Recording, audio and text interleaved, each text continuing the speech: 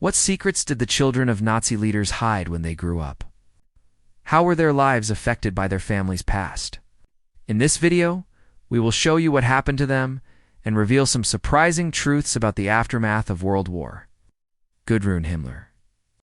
Born on the 8th of August 1929, was the only child of Heinrich Himmler. Despite the notorious history associated with her father, who was one of the key architects of the Holocaust, she remained a staunch supporter of him until her death in 2018. Heinrich Himmler had a special fondness for his daughter, ensuring she was flown to his Berlin offices from her residence in Munich, where she lived with her mother. He maintained close contact with her, making daily phone calls when she was at home and sending weekly letters. Heinrich affectionately referred to her by her childhood nickname, Puppy. She also joined him during certain official functions. She contested the widely accepted belief that her father committed suicide by biting into a hidden cyanide capsule. Instead, she insisted he was assassinated. Following World War II, both she and her mother were apprehended by American forces and detained in a series of camps situated in Italy, France, and Germany.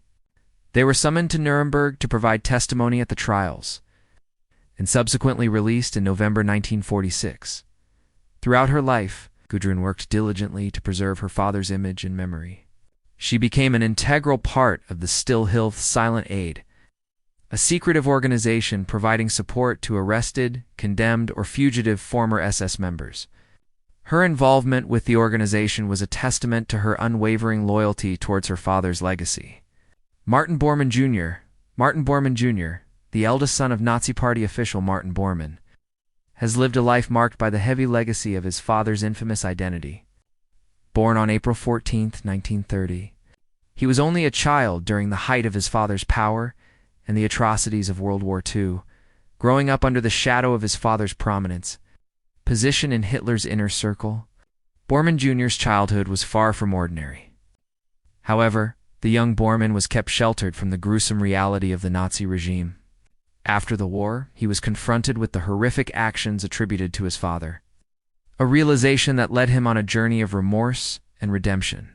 Distancing himself from his father's ideology, Bormann Jr. converted to Catholicism and devoted his life to the church. He even worked in the mission fields of Congo and Cameroon, striving to make amends for his father's misdeeds. However, in 2011, Bormann found himself at the center of abuse allegations. A past student claimed that Bormann abused him when he was 12 years old in the early 1960s. There were further accusations of severe physical violence against other students. At the time these allegations surfaced, Bormann was battling dementia, rendering him either unwilling or unable to address the accusations. While these allegations never led to any legal action, the independent Klasnick Commission, set up to probe into the abuses within the Catholic Church in Austria, awarded the accuser compensation.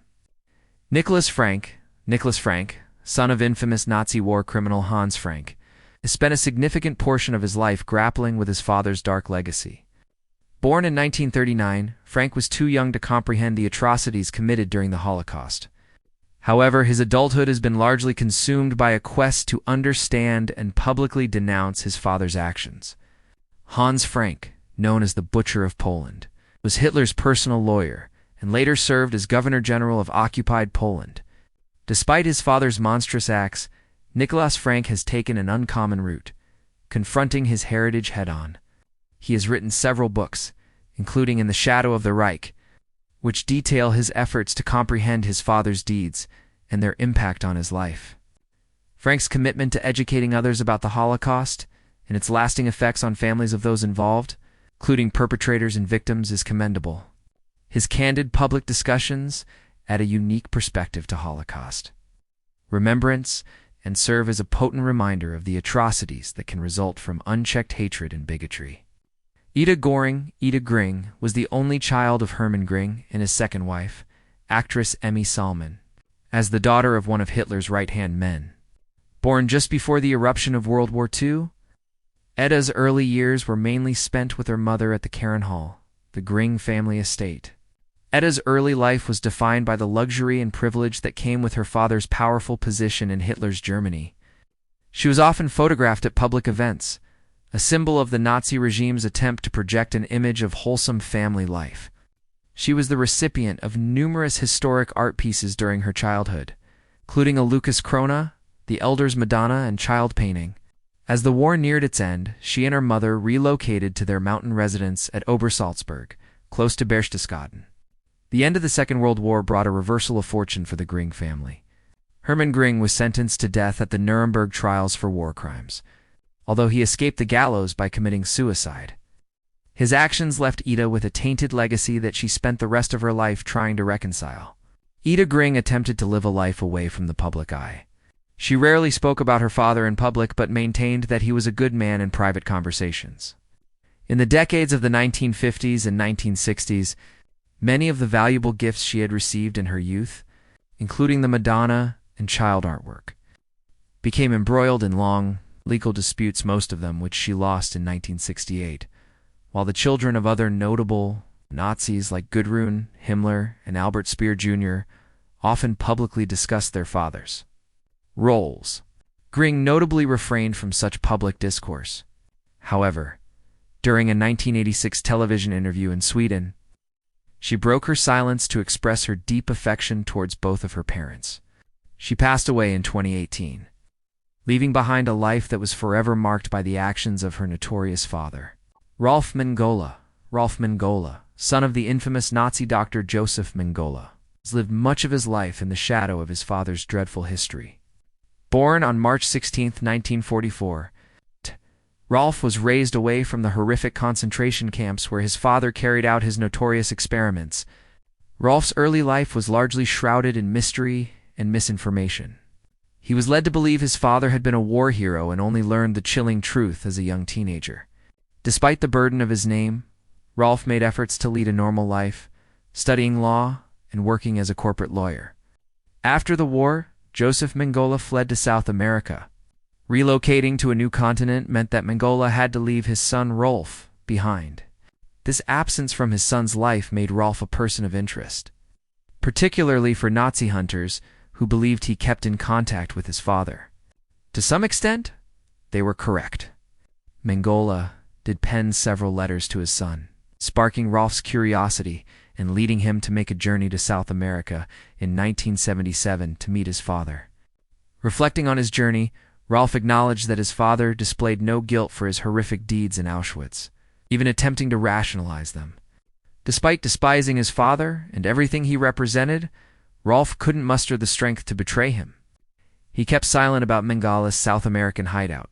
Hence, the notorious Angel of Death escaped answering for his numerous atrocities. After their encounter, Rolf decided to alter his identity and sever ties with his past. It is speculated that he is now a family man and a retired adder, nay, leading a tranquil existence in Germany. Wolf Hess. Wolf Hess was the son of Rudolf Hess, a prominent figure in Nazi Germany and a member of the Nazi Party. He held the position of Deputy Führer to Adolf Hitler from 1933 until 1941, when he embarked on a solo voyage to Scotland in an attempt to hold peace talks with Britain. Hess was captured and subsequently put on trial in Nuremberg once the war concluded.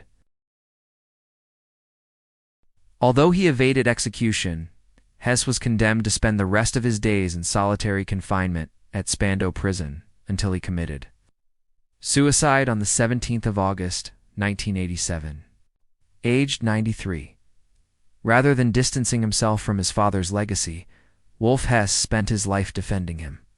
Wolf was a staunch supporter of his father, dedicating many years in an attempt to change the public perception of his father.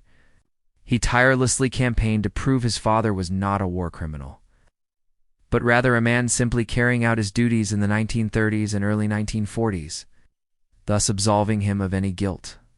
In his teenage years, while his father was held captive following his ill-fated journey to Scotland, Wolf was a frequent visitor. His actions, however, extended far beyond these visits. During the 1950s, Wolf established the Committee to Free Rudolf Hess, amassing several 100,000 supporters, including some notable figures in German politics. He authored numerous books advocating for the recognition of Hess as a German hero rather than a criminal. Following Hess's death in prison, Wolff contended that his demise was the result of foul play by his British captors. Wolff, who spent his entire life defending his father's Nazi affiliations, passed away in 2001. Albert Speer Jr. Albert Speer Jr. was born on July 29, 1934. In Berlin, just days before Hitler ascended to the position of Führer. Albert Jr.'s childhood years were spent in Berchtesgaden, a village in the Alps where Hitler had a retreat. There are films from the 1930s that depict a young Albert playing on the porch of Hitler's villa under the dictator's watchful gaze. Albert Speer Sr. was Hitler's primary architect and Germany's armaments minister.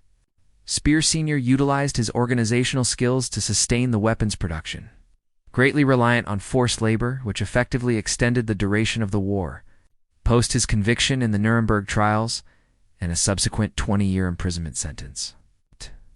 He emerged as one of the few high-ranking Nazis who showed regret for the atrocities committed by the regime. Following his father's incarceration for war crimes, the Speer family took refuge with Albert Jr.'s grandparents in Heidelberg. During this period, Albert Jr. developed a severe stutter, which he eventually managed to overcome. He initially trained as a carpenter before shifting his focus to architecture. Albert Jr. was adamant that his career choice of architecture was not influenced by his father. In an interview with Süddeutsche Zeitung in 2010, he refrained from discussing his father, who passed away in 1981. "I have tried my whole life to separate myself from my father, to distance myself," he said. Albert Jr. passed away at his Frankfurt residence on September 15th. He was 83 years old. Well, that's it.